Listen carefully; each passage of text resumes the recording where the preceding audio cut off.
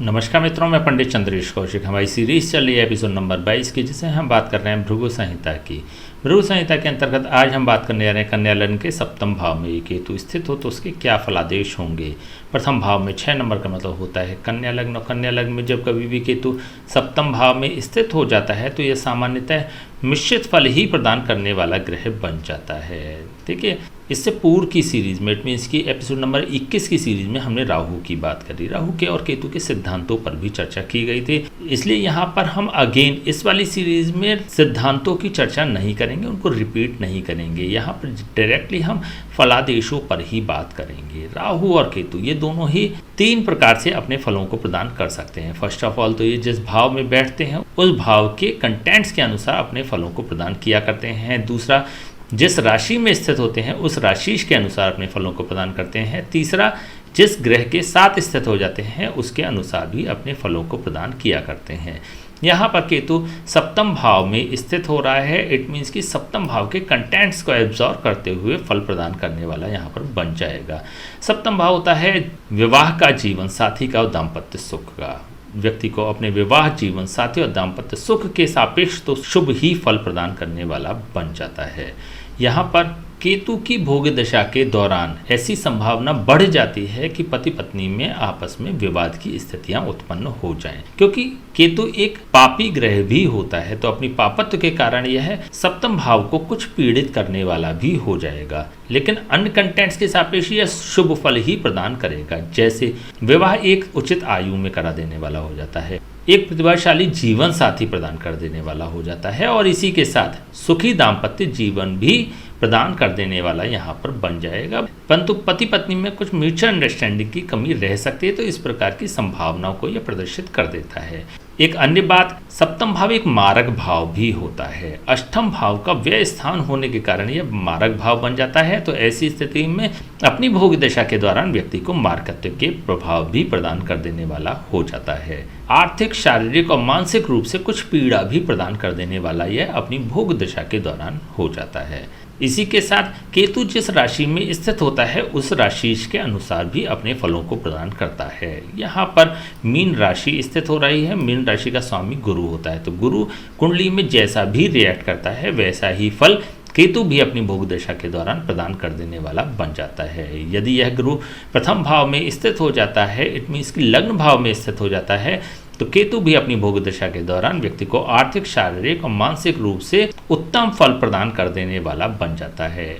ऐसे लोगों को मान सम्मान और प्रतिष्ठा भी प्रदान कर देने वाला यह हो जाएगा। यदि द्वितीय भाव में ऐसा गुरु स्थित हो जाता है तो ऐसी स्थिति में धन के सापेक्ष भी यह व्यक्ति को अत्यधिक शुभ परिणामों को प्रदान कर देने वाला बन जाता है। विशेष रूप से ऐसे लोगों के जीवन साथी भी धन के मामले में अत्यंत भाग्यशाली भी होते हैं, तो इस प्रकार की स्थिति को भी उत्पन्न कर देता है। परंतु इसी के साथ द्वितीय भाव एक मारक भाव भी होता है, और मारक भाव में जब गुरु स्थित हो जाता है, केतु भी एक मारक भाव में स्थित हो रहा है, ऐसी स्थिति में व्यक्ति को कुछ मानसिक रूप से कष्ट प्रदान करने वाला भी हो जाता है और कुछ शारीरिक रूप से भी पीड़ित कर देने वाला यह बन जाता है। परंतु धन के सापेक्ष यह शुभ फल प्रदान करने वाला हो जाएगा।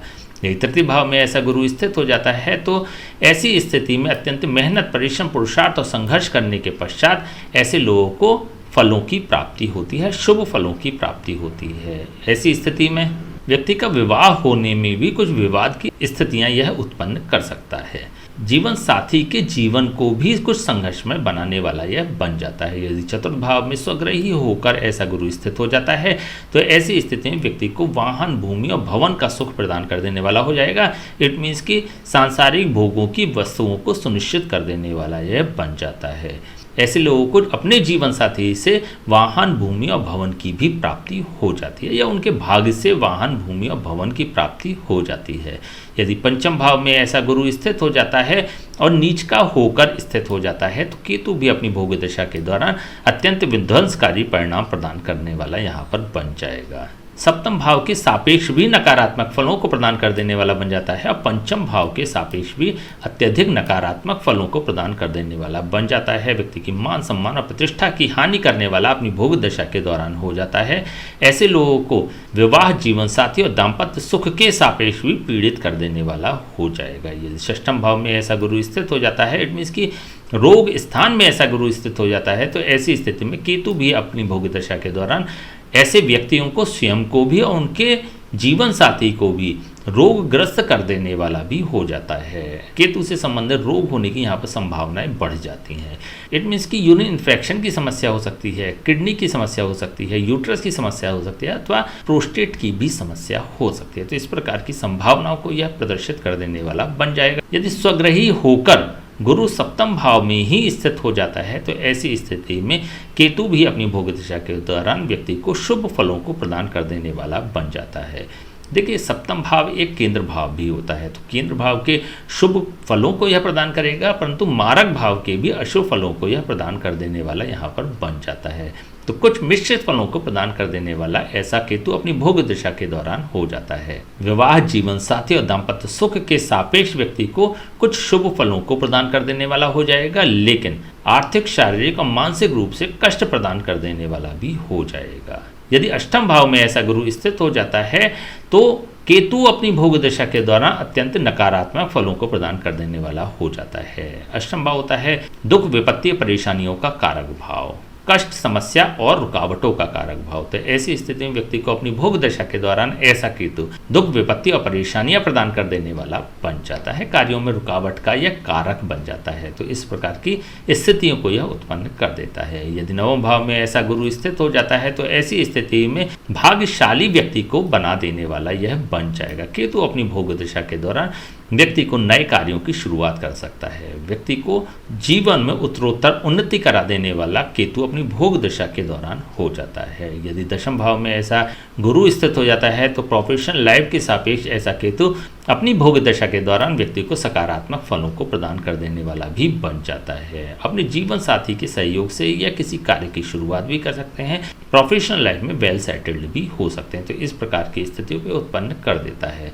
यदि एकादश भाव में ऐसा गुरु स्थित हो जाता है, उच्च का होकर स्थित हो जाता है, तो व्यक्ति को अत्यधिक लाभान्वित कर देने वाला केतु भी अपनी भोग दशा के दौरान हो जाता है। बिजनेस के माध्यम से ऐसे लोग उच्च सफलता को प्राप्त कर सकते हैं, क्योंकि सप्तम भाव बिजनेस का कारक भाव माना जाता है और जब गुरु उच्च का होकर लाभ स्थान में बैठ जाता है तो बिजनेस से व्यक्ति को लाभान्वित करने वाला ऐसा केतु अपनी भोग दशा के दौरान हो जाएगा। यदि द्वादश भाव में ऐसा गुरु स्थित हो जाता है तो ऐसी स्थिति में बाहरी स्थानों से व्यक्ति को लाभान्वित करने वाला केतु हो जाता है। यदि व्यक्ति बाहर जाकर कार्य करता है, बाहरी स्थानों से कार्य करता है, विदेश, विदेशी भाषा, विदेशी करेंसी, विदेशी लोग अथवा विदेशी कंपनी के सहयोग से कार्य करता है तो डेफिनेटली वह सफल हो जाता है। अपने स्थान पर रहकर भी ऐसे लोग यदि बाहरी स्थानों से अथवा विदेश से जुड़ जाते हैं तो अत्यधिक लाभान्वित हो जाते हैं।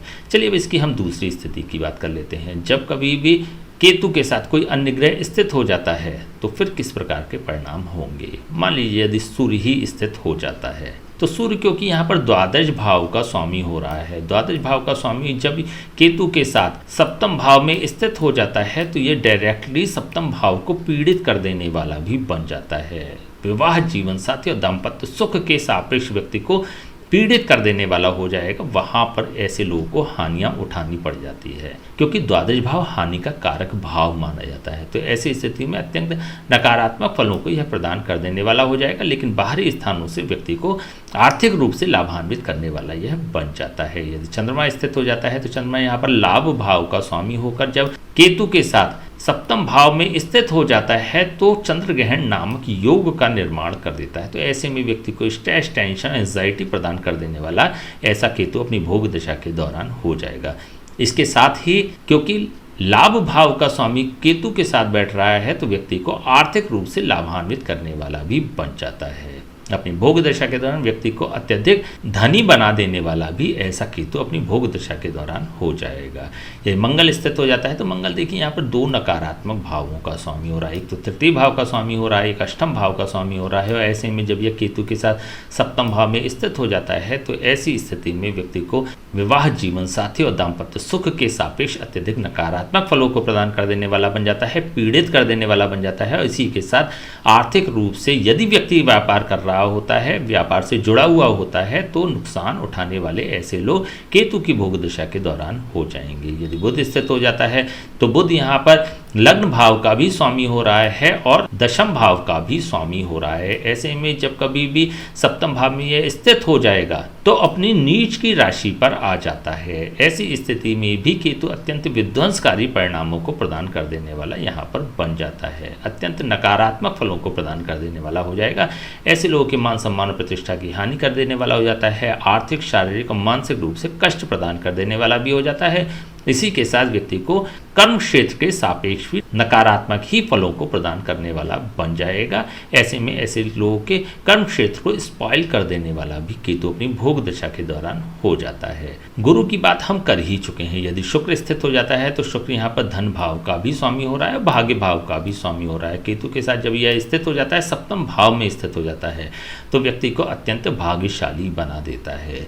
विवाह के बाद ऐसे लोगों का भाग्योदय हो जाता है। ऐसे लोग पीछे मुड़कर नहीं देखते। ऐसी स्थिति में केतु अत्यंत शुभ फलों को प्रदान कर देने वाला हो जाएगा। अपनी भोग दशा के दौरान व्यक्ति को उत्तरोत्तर उन्नति करा देने वाला ऐसा केतु हो जाता है। यदि शनि स्थित हो जाता है तो शनि यहाँ पर पंचम भाव का और षष्ठम भाव का स्वामी हो रहा है। इट मीन्स की मिश्रित फल प्रदान कर देने वाला ऐसा केतु अपनी भोग दशा के दौरान हो जाएगा। व्यक्ति को मान सम्मान और प्रतिष्ठा प्रदान कर देने वाला हो जाता है, महत्वाकांक्षाओं को पूर्ण करने वाला हो जाता है, संतान से संबंधित सकारात्मक फलों को प्रदान कर देने वाला भी हो जाता है। लेकिन रोग ऋण और शत्रुओं से ऐसे लोगों को अत्यधिक पीड़ित कर देने वाला भी हो जाएगा। चलिए बात कर लेते हैं इसके उपायों की, क्या उपाय हो सकते हैं। फर्स्ट ऑफ ऑल तो जब आपको केतु का उपाय करना होता है तो उससे पूर्व आपको 2 उपाय अवश्य ही करने चाहिए। पहला तो केतु जिस राशि पर स्थित हो रहा है उसका स्वामी, इट मीन्स कि हम यहाँ पर बात कर रहे हैं गुरु की स्थिति को आपको देख लेना चाहिए। हमने गुरु पर 144 वीडियो तैयार किए हैं। कन्या लग्न के विभिन्न भावों में गुरु की स्थिति पर भी हमने 12 वीडियो तैयार किए हैं। तो हमारी प्लेलिस्ट में जाकर आप संबंधित वीडियो को देखिएगा, उसको समझिएगा, उसके विश्लेषण को समझिएगा, उसके पश्चात आवश्यकता होने पर उसका उपाय कर लें। दूसरा, केतु के साथ यहाँ पर कोई अन्य ग्रह स्थित हो रहा है तो आपको उसका भी उपाय कर लेना चाहिए। उसका भी उपाय आप हमारे चैनल की प्लेलिस्ट में जाकर देख सकते हैं। बेसिकली सूर्य से लेकर राहु तक प्रत्येक ग्रह पर हमने 144 वीडियो तैयार किए हैं और उन्हीं वीडियो के साथ उपाय भी प्रदान किए हैं। तो आपने वाली वीडियो को देखिएगा, उसको जानिएगा, समझिएगा, आवश्यकता होने पर उसका उपाय भी कर ले। इन दोनों ही उपायों को करने के पश्चात आपको केतु का उपाय करना चाहिए। केतु के लिए बुधवार से प्रारंभ करें, अपनी थाली में से एक रोटी निकाल कर अलग रख दें, भोजन करने के पश्चात वो कुत्ते को प्रदान कर दें। यदि आप ऐसा लगातार करते हैं, प्रतिदिन करते हैं, तो फिर केतु आपके लिए अत्यंत शुभ फलों को प्रदान कर देने वाला बन जाएगा। ठीक है, तो चलिए आज हमने बात करी कन्या लग्न के सप्तम भाव में यदि केतु स्थित हो तो उसके क्या फलादेश होंगे। नेक्स्ट वीडियो में बात करेंगे कन्या लग्न के अष्टम भाव में केतु स्थित हो तो उसके क्या फलादेश होंगे। तब तक के लिए हम आज्ञा दीजिए, नमस्कार।